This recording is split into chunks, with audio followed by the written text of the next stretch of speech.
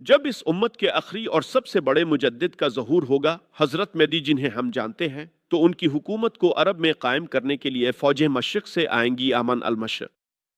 ये सुल्तान मालूम हुआ कि अरब के मशरक़ी इलाके में कहीं वो पहले निज़ाम कायम हो चुका होगा।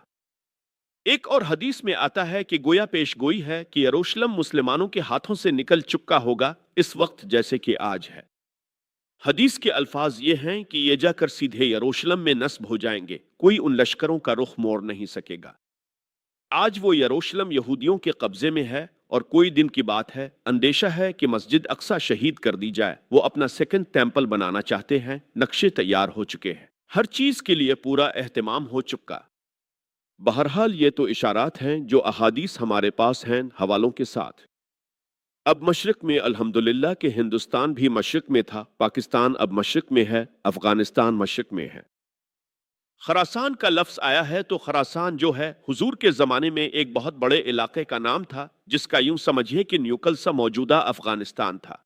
कुछ इलाके पाकिस्तान का भी इसमें शामिल था, जो मालाकन डिवीजन है पाकिस्तान का शुमाली, जहां वो शरीयत की तहरीकें चलती रहती हैं और बड़ा वहां पर हंगामा भी रहा है। और ये थोड़ा सा इलाका ईरान का भी शामिल था, जो अब भी खरासान के सूबे की हैसियत से जाना जाता है, और फिर ये कि तर्क रियासतें भी इसमें शामिल थीं। ये खरासान जिसके बारे में फरमाया कि वहां से फौजें जाएं। इसके अलावा एक हदीस है जिसका हवाला मुझे नहीं मिल सका, लेकिन अल्लामा इकबाल ने इसका इशारा किया है कि मेरे वतन को आई ठंडी हुआ जहां से, मेरा वतन वही है, मेरा वतन वही है। जबकि वो हिंदुस्तान में रहते थे, इसको भी कहा मेरे अरब को आई ठंडी हुआ जहां से। मैंने बाज अरबों से मुलाकात की है, अमेरिका वगैरह में जो लोग आए हुए हैं, वो कहते हैं कि ऐसी हदीस है कि हुजूर ने फरमाया था, मुझे हिंदुस्तान की तरफ से ठंडी हुआ आ रही है।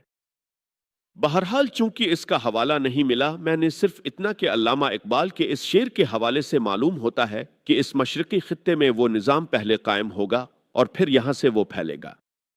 चनांचे एक और तीसरी हदीस आपको मिल जाएगी। हुजूर ने फरमाया, मेरी उम्मत के दो लश्कर हैं कि जिनको अल्लाह ताला ने पेशगी तौर पर जो भी उनमें शरीक होगा, जहन्नम की आग से छुटकारे का परवाना दे दिया। एक वो होगा जो हिंदुस्तान पर हमला करेगा, दूसरा वो होगा जो दज्जाल के साथ जंग करने के लिए हजरत मसीह के पास पहुंचेगा, हजरत मसीह के साथ देने के लिए। इससे भी गुमान यही होता है कि यही खरासान का इलाका, ये अफगानिस्तान, इसके साथ मुल्हक पाकिस्तान, यहां से जाहिर बात है कि फिर हमें हिंदुस्तान को भी फतह करना होगा। ये दार अल इस्लाम रहा है। गोया एक हदीस में दो लश्करों का जिक्र आना इशारा कर रहा है कि ये इस दौर से मुताल्लिक है, वरना हिंदुस्तान पर तो बहुत से लश्कर आए हैं, महमूद गजनवी भी आए हैं, उनके हमले हुए हैं, मोहम्मद गौरी भी आए हैं, सबसे पहले मोहम्मद बिन कासिम आए हैं, तो ये तो बहुत लोग आए हैं।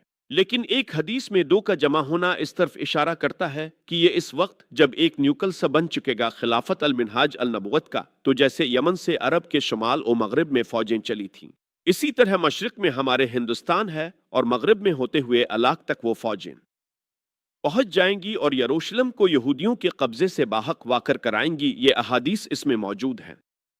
लेकिन अब जो मेरे इस दावतनामा का दूसरा हिस्सा शुरू होता है, जिसका मैं तज़किरा कर रहा था, उधर पाकिस्तान इसी मकसद से हासिल किया गया था कि यहां इस्लामी निज़ाम यानी खिलाफत कायम की जाएगी।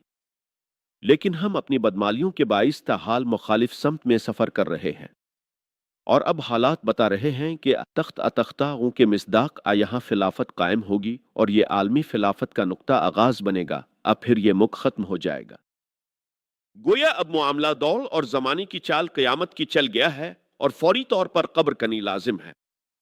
इस दावतनामे के इस मरकजी हिस्से के बारे में मैं आज कुछ तफसील से गुफ्तगू करना चाहता हूँ, और यूं कह सकता हूं इस वक्त के सल्तनत खुदादाद पाकिस्तान मिल्लत इस्लामिया पाकिस्तान का एक मरसिया है, जो मुझे कहना है मौजूदा हालात के पेश नजर।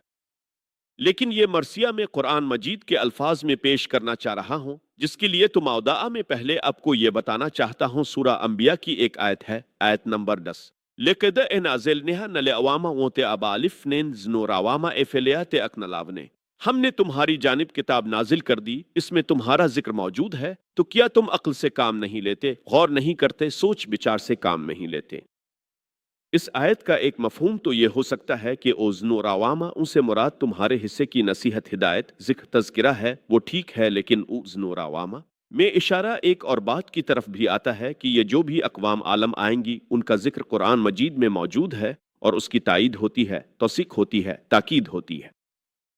ایک حدیث سے وہ حدیث جو قرآن حکیم کی عظمت پر نبی اکرم صلی اللہ علیہ وسلم کے سب سے جامع اور سب سے مفصل بیان پر مشتمل ہے، فصاحت و بلاغت کی معراج۔ حضرت علی رضی اللہ تعالی عنہ اس کے راوی ہیں کہ حضور نے فرمایا، میں ویف نتنا ان قریب ایک بہت بڑا فتنہ رونما ہوگا۔ حضرت علی فرماتے ہیں کہ میں نے عرض کیا، من ام خرجم نیا ارساولے الوین، اے اللہ کے رسول اس سے نکلنے کا راستہ کون سا ہوگا؟ ایک لمحے کے لیے توقف کیجئے، میں یہاں یہ توجہ دلایا کرتا ہوں کہ ہمارے مزاج اور صحابہ کے مزاج کا فرق کیا ہے۔ ہم ہوتے تو کیا پوچھتے، یہ حضور، یہ فتنہ کیوں ہوگا؟ کب ہوگا؟ کدھر سے آئے گا؟ کیسے آئے گا؟ ہمارے سوالات یہ ہوتے تھے جو سب معلوماتی نوعیت کی چیزیں ہیں جن کا کوئی تعلق عمل سے نہیں ہے۔ صحابہ کا معاملہ کیا تھا؟ حضرت علی نے ان میں سے کوئی سوال نہیں کیا کہ کب آئے گا، کیوں آئے گا، کدھر سے آئے گا، کیسے آئے گا، کچھ نہیں۔ جو عملی سوال تھا وہ یہ تھا، میں نعم خرجہ رسول اللہ، جب آپ نے فرما دیا کہ بہت بڑا فتنہ ہوگا تو ہمیں اب یہ سمجھنا ہے کہ اس سے نکلنے کا راستہ کون سا ہے۔ بس اس کے جواب میں وہ حدیث ہے، وہ تیابا الوین، تمام فتنوں سے نکالنے والی اللہ کی کتاب۔ میں نے قبل نعامہ، اس میں تم سے پہلے جو لوگ گزرے ان کے حالات بھی سب جانتے ہیں، قوم نو، قوم ہود، قوم عاد، کس کس کا تذکرہ ہے۔ وَإِمْعَيَ بِأَدْوَامَ، جو تمہارے بعد ہونے والا ہے اس کی خبریں بھی موجود ہیں۔ وَإِمْعَيَ بِأَنْوَامَ، اور جو بھی تمہارے مابین قیامت تک اختلافات رونما ہوں گے ان سب کا فیصلہ بھی موجود ہے۔ بڑی بڑی عظیم حدیث ہے۔ وَأَلْهَمَ میرے عطا الماست کنیہ، اور آخری الفاظ بلاغت کی انتہا ہے۔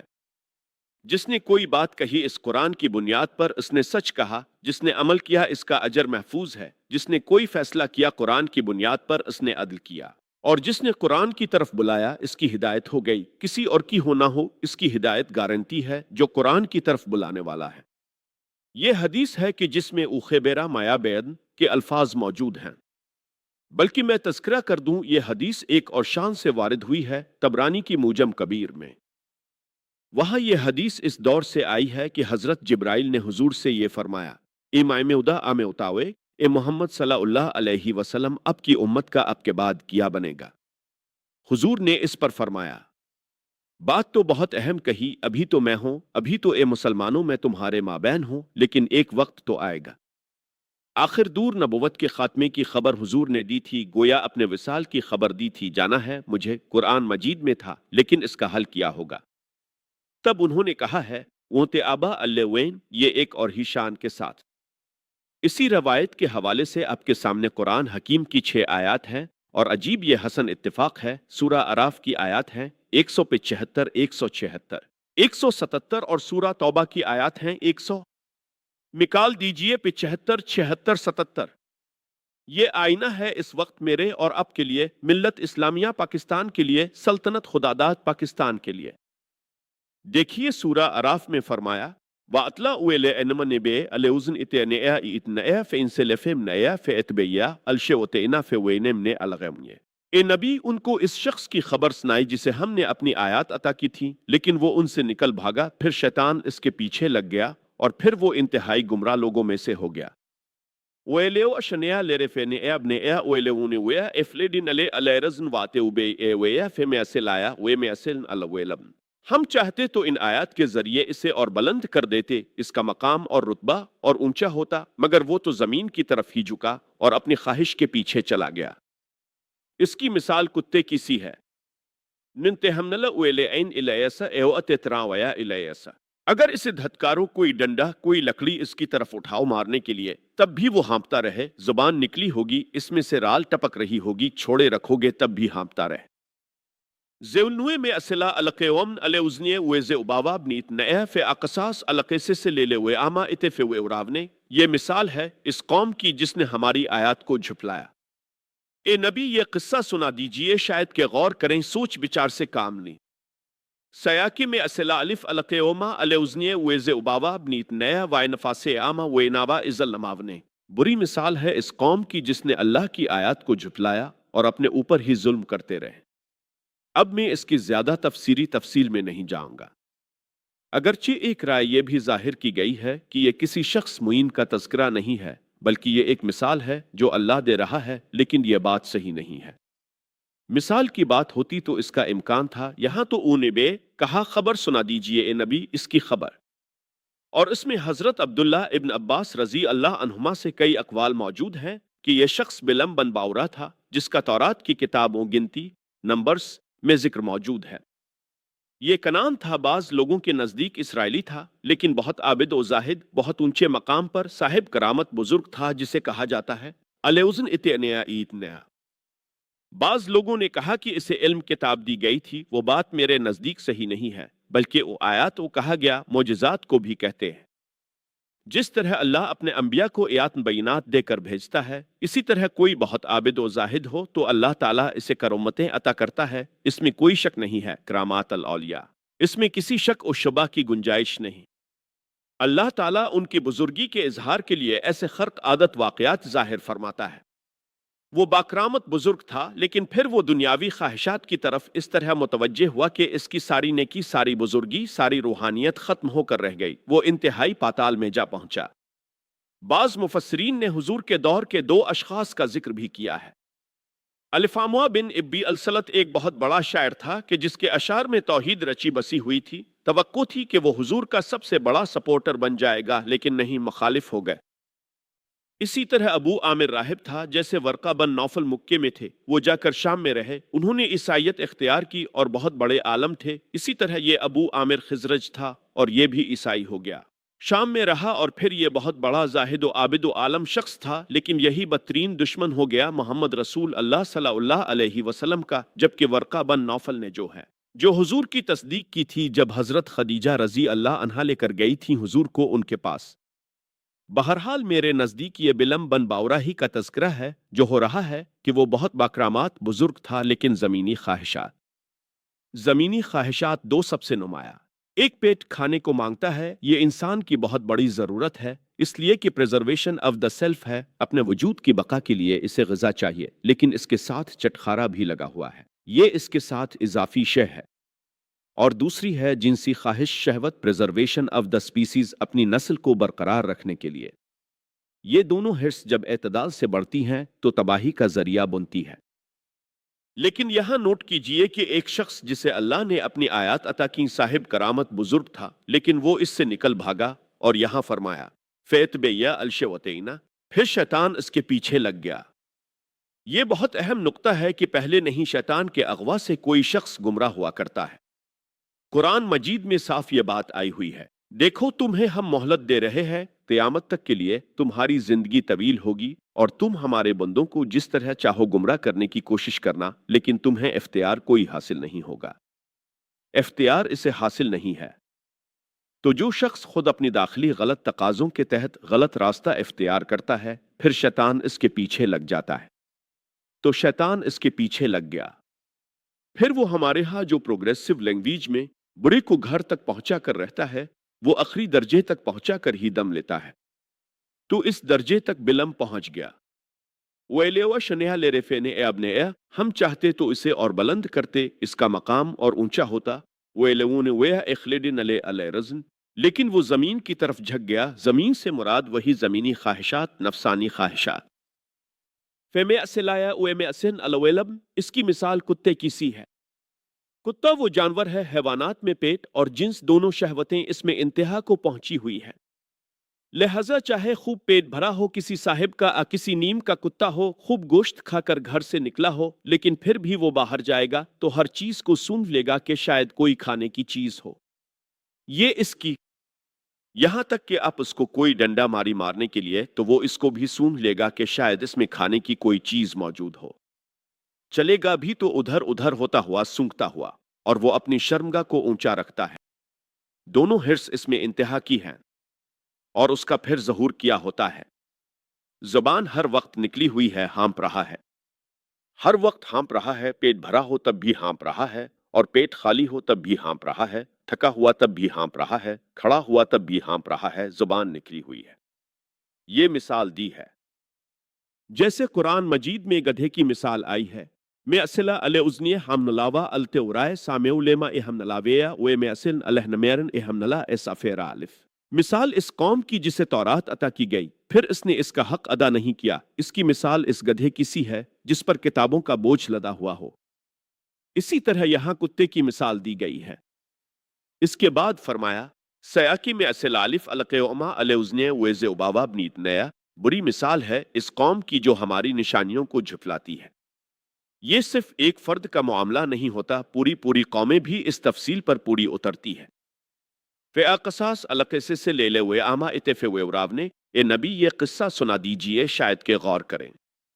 आज मैं आपको किस्सा सुना रहा हूं पाकिस्तान का, किस तरह से ये आयत पर मुंतबिक हो रहा है। शायद के आप गौर करें, सोचें, शायद के आपके अंदर कोई उमंग पैदा हो जाए किसी अमल की जिदोजहद की।